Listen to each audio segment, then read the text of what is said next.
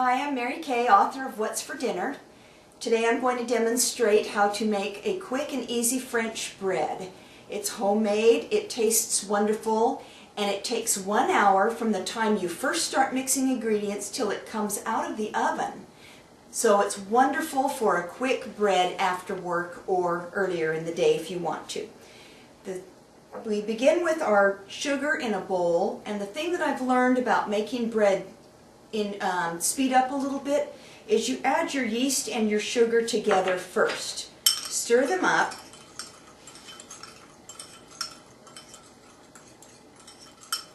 And then we add our warm water to this. It should be baby bath lukewarm water. We're going to add it in here. We're going to give it just a slight stir to get the yeast a little bit moist, and then we're going to let it sit.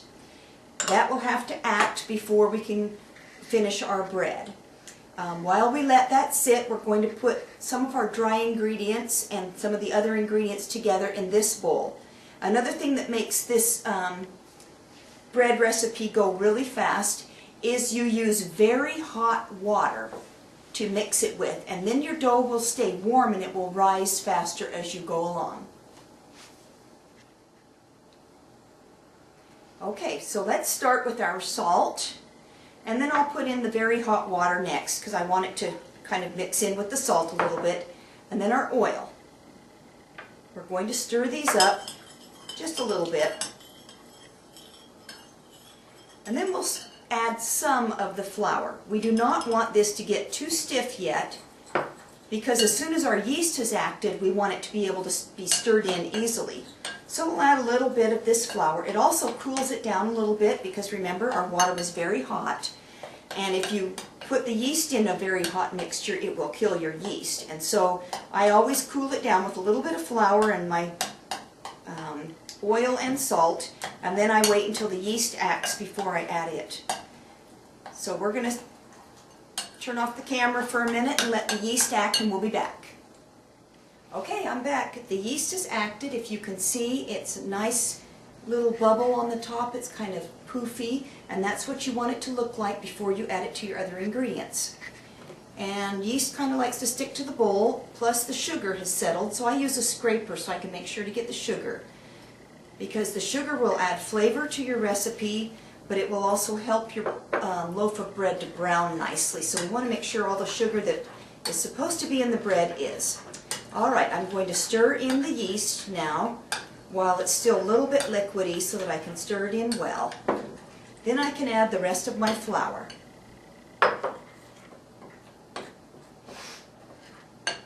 Going to mix this in just right. While you're doing this mixing, you can multitask by starting other things in your meal while the bread is while the yeast is acting, and then while the bread is rising and things. You can do something else with your meal and then come back to this later. All right, the dough is finished. This is what it looks like. It should be able to be formed, but not a very stiff dough. It is sticky enough that it gets a little bit on my hands, and you want that because it makes a more tender loaf. So we're going to pick this up now, and we want to give it just a little bit of play while we shape it into our loaf. So I'm going to roll it around a little bit like this. Oh, first I want to talk about my pan now that I've got my hands all sticky. I wanted to show you my pan. This is a well-used pan because I've been baking with it for many, many years, but I like to line it with parchment paper. Parchment paper you can reuse time after time after time. It will make it so it's non-stick, so your loaf won't stick to the pan. You don't need to add any non-stick cooking spray or grease this at all. You just put your loaf right on it and it won't stick, and it'll brown real nicely in the oven. And then it just comes right off when you're done. I'll show you that at the end.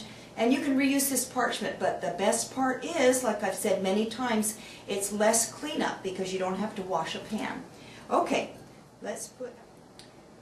my dough was just a little bit too sticky for me to handle, so I reached back behind me and got a little bit more flour.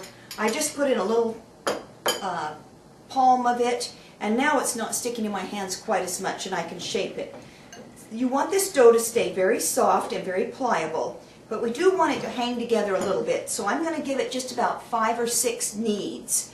I don't know if you know how to knead, but I'll show you how to do it. You lift up one portion and you just push it down.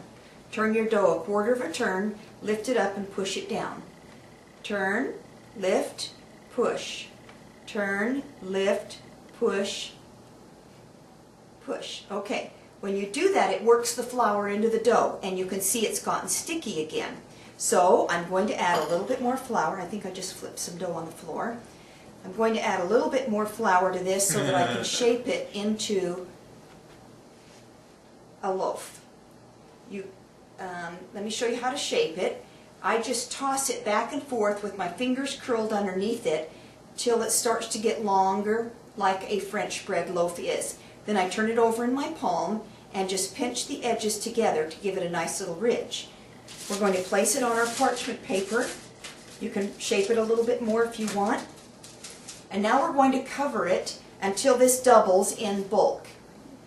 Now, it will work pretty fast because remember our water is hot. So this will only take maybe 10 minutes or so and it will be doubled in bulk. So don't forget it for too long. Okay, the bread rose for about 10 minutes. I baked it in the oven. It's a little bit of a flat loaf, but that's all right. It tastes wonderful. Now remember I have the parchment paper on it. So you just gently lift it off onto your serving tray. Nothing sticks, nothing to clean up. You can reuse this on something else. And then I would suggest, if you have it, to slice your bread with an electric slicer, an electric knife, because then it won't smash your bread too much. If you don't have an electric knife, just saw gently with the serrated knife and you're ready to eat it. It smells so wonderful, and look what a beautiful color it has to it.